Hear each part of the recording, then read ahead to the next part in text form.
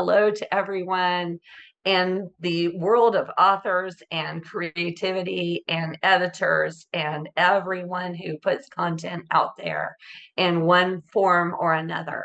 We have another great topic to speak about today on You, Me, and ICED. First of all, let me do the intros. I'm Dedra Stevenson. I'm the author of many books. Some of the titles that you see behind me and the screen that I share. The Buchanan Bastard, Desert Magnolia, and the Hakima's Tale trilogy are amongst those titles. And there's Richard D., who's got 20, how many titles? 28 titles, but there are some of those are collections. So there's 22 novels, basically. 22 novels. Okay, I'm up to 10, so I don't know if I'll ever catch up with you, man. You're pretty awesome. First 23 actually are the hardest. Yeah, totally. Once I hit 20, I think I'm gonna feel like such a milestone. I got close to Richard. Absolutely. And there's Lene Pieters over there as well. Say hi, Lene. Yeah. Hi. Lene, she's a fabulous editor as well. And she's a multimedia artist is also. And among many other fantastic titles that she shares. And you've got something behind you there. I think you've got another Sassy Ladies painting happening. Yeah, there's behind you. Yeah, those are a couple of, they're actually massive canvases, but they're way back at the other end of the room, so they look small. But I go for quality over quantity, so some of my pieces can take 15 to 18 years to finish. I'm not rushed. Well, you know what? That's art, and art shouldn't be rushed, Sometimes books are the same way, right? They take sometimes years, to finish a book and to do it well, to really make a mark. And there's Mr. B, who's got a book of his own as well, The Art of Giving Back, and he's currently working on a new book. Why don't you tell us what the name of that book is, Mr. B? I'm making it like a part of a volume in this case, because I was concerned as we were getting older that we really need to concentrate on giving back to self and do the things we really want to do. So I call it The Art of Growing Old, and I'm looking into continually creating and just being abstract as far as art and author type stuff, and see what do we do when we get old. So I want to just include a few stuff and call it good. Oh, very nice. Very nice. Well, a lot of people consider, reaching past a certain age almost like a brand new beginning. It's almost like another childhood in a way. It's like going through a brand new puberty in a way, that you have more freedom than you did before because you're not settled down with, the 9-to-5 job anymore. So you have freedom to kind of pursue your dreams, just like, a teenager would have, but that's a topic for another day. Perhaps that could be another show topic for us at one point. But today, let's get to today's topic before we run out of time. One that Richard might really appreciate, because he actually uses this, the use of pseudonyms, and pen names, because Richard D is not your actual name. Your name is Richard Dockett. So, sometimes authors choose to use a name that is not their actual legal name. And there's a number of reasons why that might happen. First of all, maybe they want to try, say, a different genre, something that they're not entirely known for, and they want to have the freedom to try it under a brand new name. That could be just one of many reasons. Or perhaps that you just don't want to be known by a certain, agenda, of some kind, and you just want the work to speak for itself. And, you would just put something out there according to a pseudonym. And what other reasons can we think of? That's two, but Lene, you must have an obsolete reason is that in decades ago, male authors were considered specialists and females were considered frivolous airheads. So a lot of women used just their initials and a surname to appear to have a male name, and they got published then. So luckily that is not happening anymore, but there are still one or two cases I've heard of. Well, and J.K. then Rowling would be an example of that, you know. Well, Yes. yeah, true. But as far as legality goes, nowadays you can't really hide your real name because for copyright issues, you cannot have copyright under a non-legal name because that person doesn't exist. So someone can snoop out all of the information anyway. So if you are hiding your name to not embarrass your family or not give away any personal information, it is not as secure as you think, and you might want to get some legal advice on that before you just trust the internet. But I agree with the different genre and expectations, especially with social media and book talk, where people develop these fandoms around authors and they almost feel as if they own the author. And when the author wants to write a different genre, they are publicly criticized and attacked and vilified and demonized and get negative reviews written about their books. It gets out of hand sometimes. So technology and social media has been a bit of a curse and a blessing. But yeah, I mean, even pseudonyms, we can talk about Lee Child, who had his brother change his name to Lee Child so that he can continue the Jack Reacher series. Right. That's a fascinating case study as well.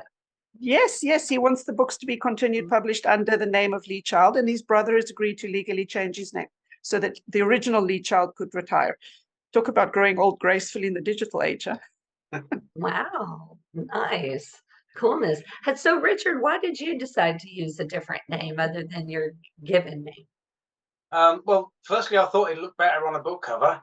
I thought it was it's slightly snappier and easier to sort of relate to. At the time when I wrote my first book, I was actually still working in full-time employment, and my employer wasn't too keen on the idea of me having a separate source of income. They thought that I should be working for them and blah blah blah. So we did a bit of a deal, as it were.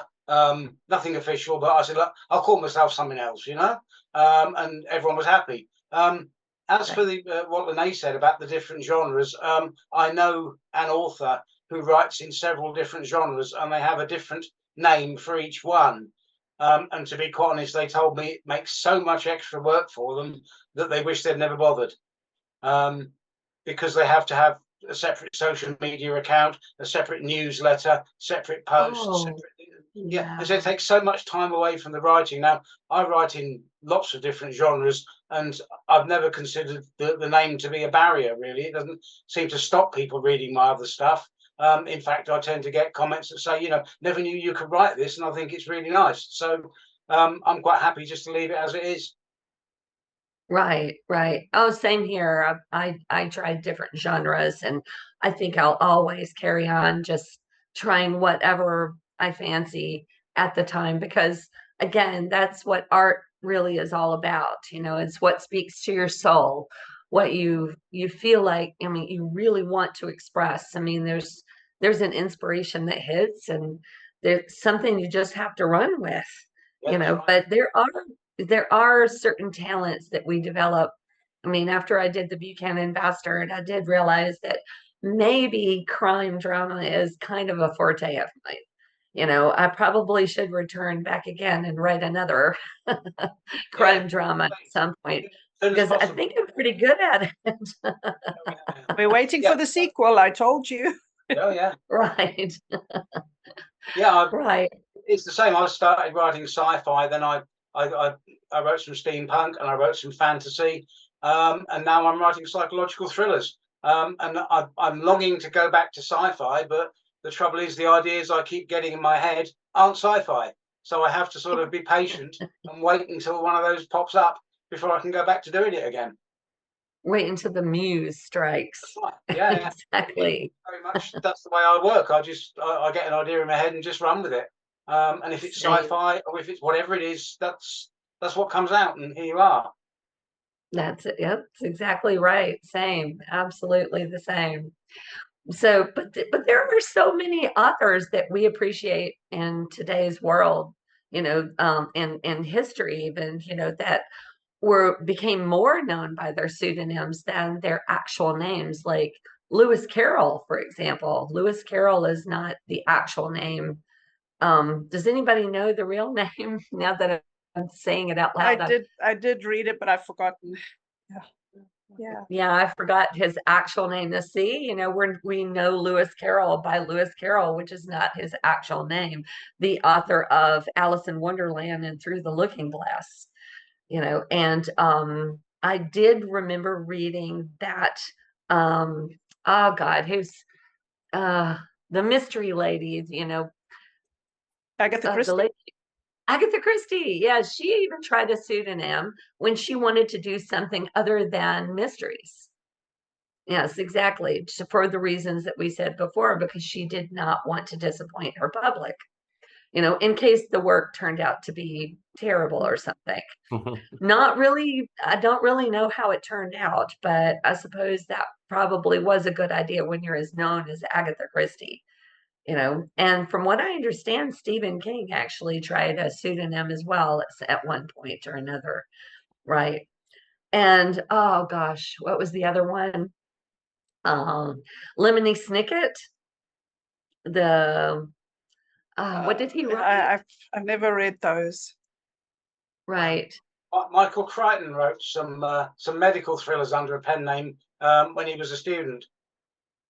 Oh, They're really? really good, actually. They are really good.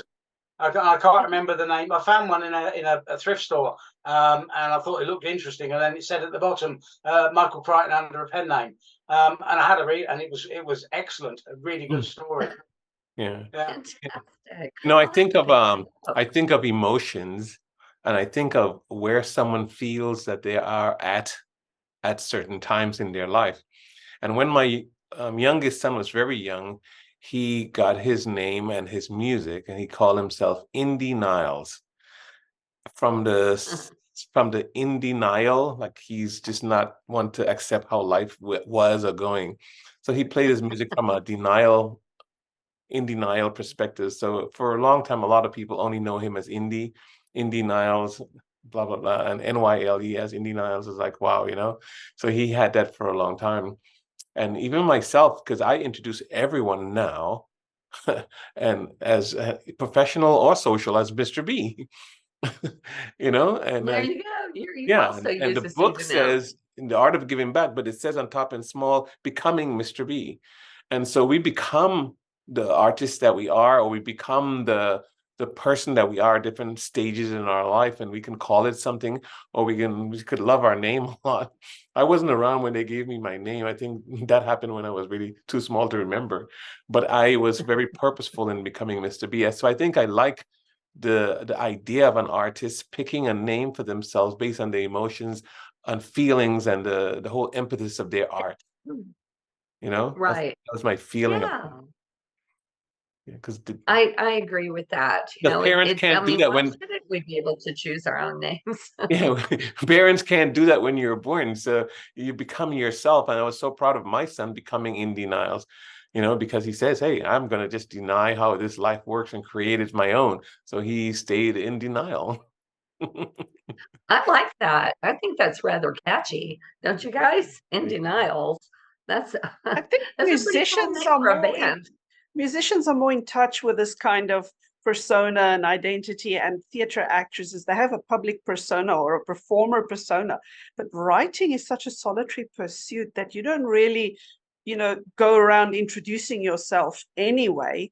So it's not so common for writers to want to have another name when dealing with the public. I think it's a much more interesting phenomenon now that social media has taken off, and writers are out there on TikTok, on Instagram, on Facebook, and LinkedIn, and Twitter, and all these places, having a public interfacing persona. So I think we're going to see a lot more of it.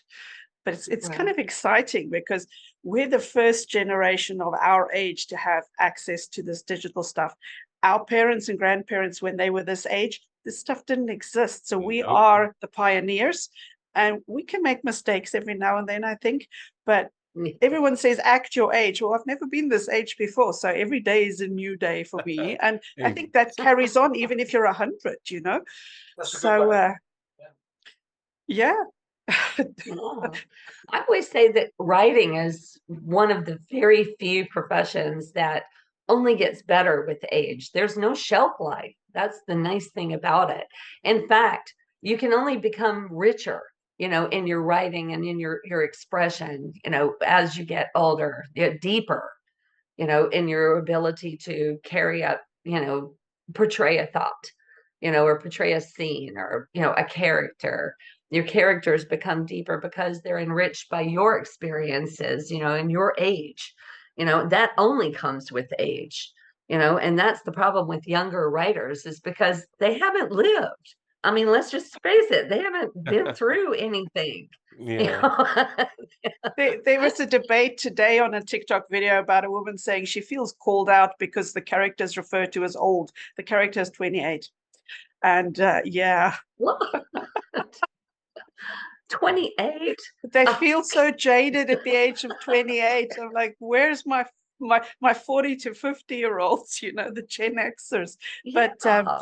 it's really interesting to see how the different age gaps are affecting generational issues. There are now teachers out there in their mid-20s all resigning in droves because they say the new Gen A's, the youngsters who were raised on iPads, have absolutely zero respect for authority. And I kind of feel like a mantle has been passed. So we can now be the grouchy old writers sitting back and going, we told you so. We warned you. Yeah. We said it all along. The only problem with that, Richard D is only 10 years old. So I'm there you go. about to become a teenager again. All right. Yeah. The only So- teenager with an adult ID card. Yeah, that's going to give you. I want to also Love it. stimulate you guys' minds on this one item on the pseudonyms. How about some names that are real names that sounds like if it's not? Oh. And the first one came to my mind when you guys were talking was Edgar Allan Poe. You guys remember that name? Yes, of course. And I'm like, Edgar is that a Allan real Poe. name? How about you guys? You know any name that sound like if it's not real and someone made it up just so their book or their poetry or their artistry? So that they could sound more a certain way, because Edgar Allan Poe does sound ominous, does it not? I mean, just the sound of it to me sounds like, Right. So I grew a up with haunted that. kind of name. And I grew up knowing that name, but it's like, wow, Yeah, it would sound like if it's made up. Anyone, do you guys? right. I Well- can't think of any right now. Let me think. Oh, well, I mean, Dr. Seuss, that's not his, he's Okay. not an actual doctor as far as I understand. Does anybody know what Dr. Seuss's real name is? I mean, it is something. Seuss is his family name, is it not? What is it? Polish or Hungarian? I think I have a memory of it somewhere from that part of the world. But anyway, I'm sure someone will Right. correct us in the comments. Oh, yes, I'm sure somebody Okay, will so correct my us. example is another one then is Stephen King. That does not sound real, but it's so powerful, like a synonym, right? And It we really know is. Well, that's because, it instills fear when you hear the name and you're ready to read the book and be scared, but it's Stephen King, right? I think it's because of brand, their extreme It brand developed. saturation, Yeah. because he's so branded as a horror writer that you even hear the name Stephen King, and it's more than just a guy, it's more than just a writer. This is a brand, this means, I mean, and in his case, I would definitely change my name if I were going to try another genre, because he's so known for horror. I mean, and to the point that, how they say, certain items become known by their brand name, like Kleenex, like every box of tissue is Kleenex. Well, horror novels are Stephen King, I mean, he's Imagine practically a relationship brand. advice with Stephen King. It's not going to sell well. Okay, so you guys, how about the name Robert Louis Stevenson? Oh, right. I've always wondered if he was an ancient ancestor of mine.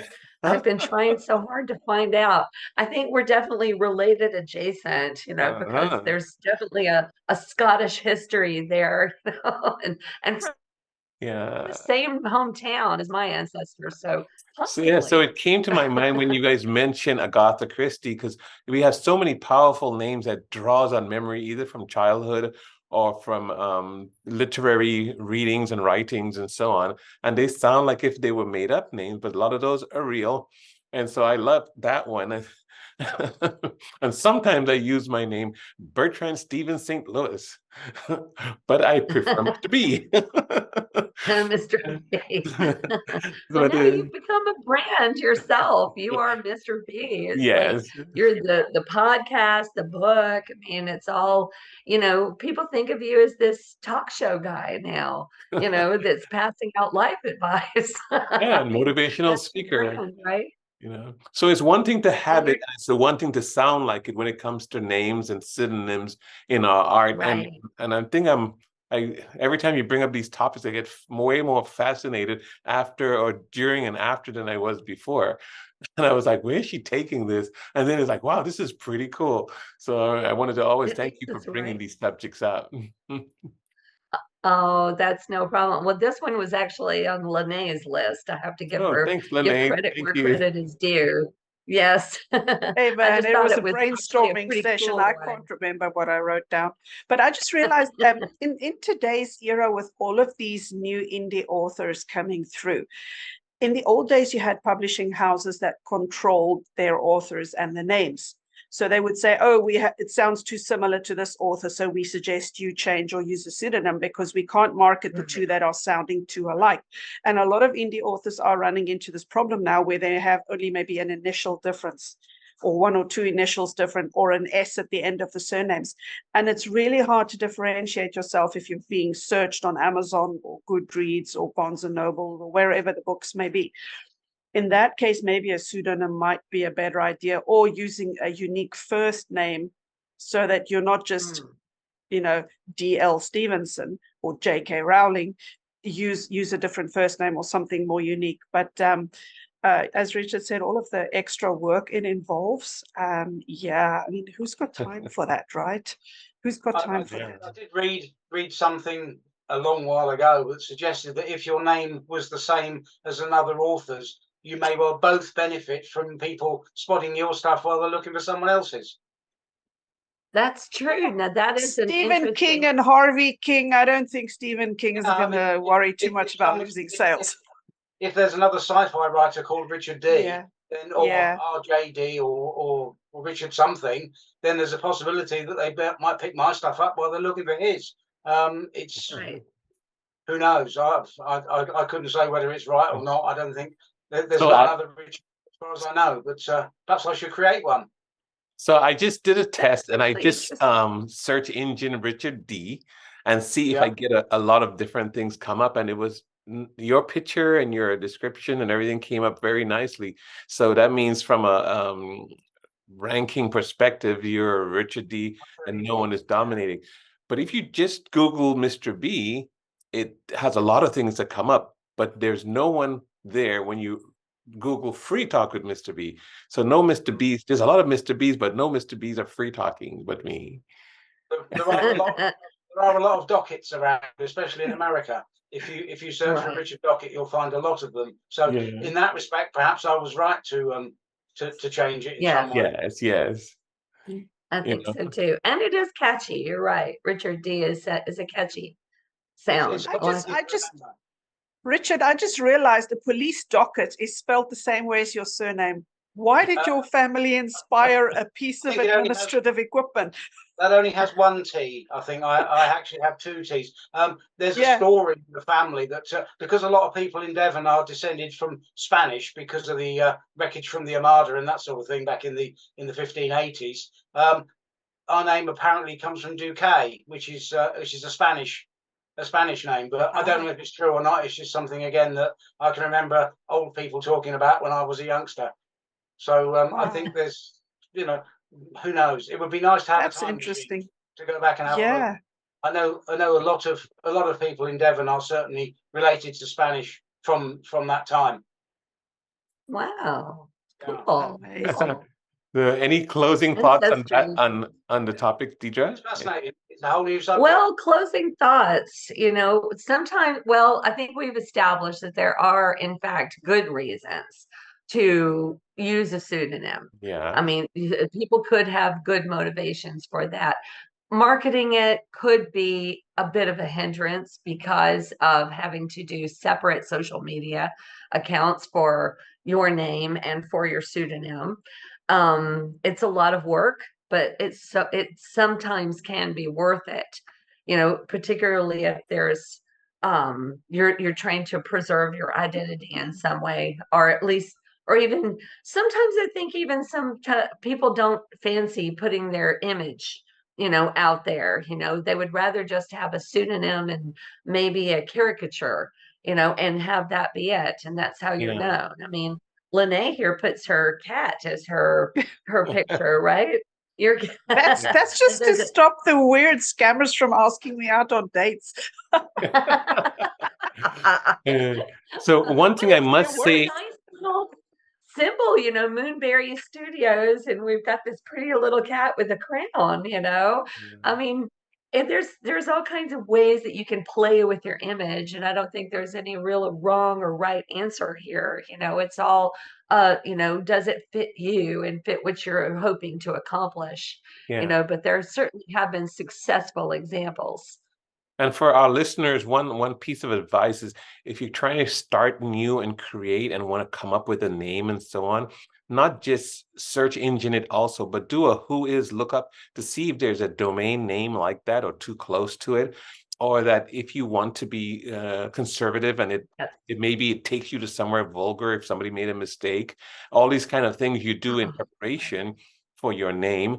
And if you find you're comfortable with it, secure it by purchasing for 1 year the domain at the low cost of whatever you find wherever you find it, because even if you don't use it for 1 year, it's fine, you start over again. And if you decide to get going and within 1 year you have it, because it's like the new way of getting a license for your business. You secure things and you make it yours, because as soon as you domain name it, you will have access to use it on TikTok, Instagram, everywhere, LinkedIn, because you own that name per se from the domain perspective.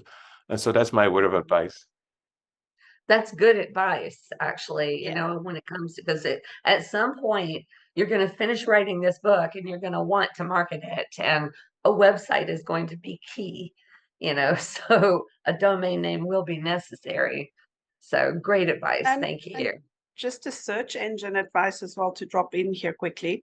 The more you are active on that domain website and write a bit about yourself, maybe a few posts or a newsletter or whatever, the search engines will pick up your name, and they will start doing that in the longer term. So by the time you launch your book, you are established in the search engine rankings. You're not starting from scratch. And use your name as a hashtag as well while you're at it. Create a hashtag if you can. Yep, very good. We all have those. Dedra? Absolutely. Well, thank you so much, everyone. Thank you for joining us today for another great episode. We'll be back, hopefully next week. We don't know absolutely for sure. It's a bit touch and go at the moment, but we'll try. And we'll have another fantastic topic for you. In the meantime, you guys take care and have a great week. Bye.